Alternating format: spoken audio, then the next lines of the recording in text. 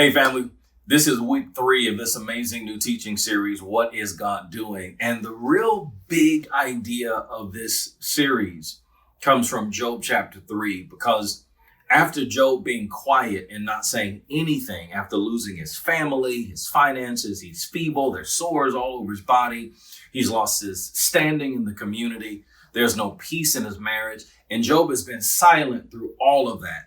But then when he speaks, he's very honest.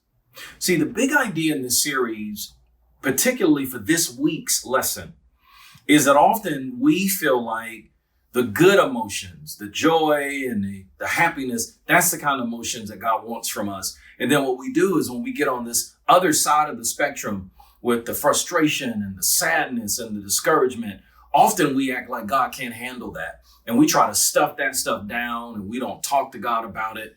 But when you look at how Job responds in Job chapter 3, he's very honest. And that's the point I want you to recognize. God can handle all of that.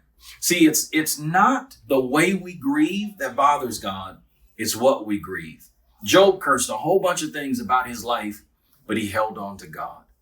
And that's what I want you to see. So listen, we've got the discussion questions ready for you because I hope that you do a deep dive this week with your group. It's going to be great.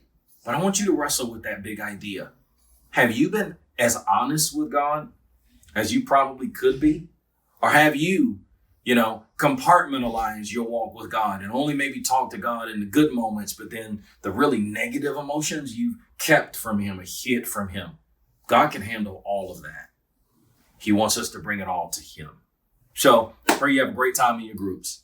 And I can't wait to see you next week. Take care.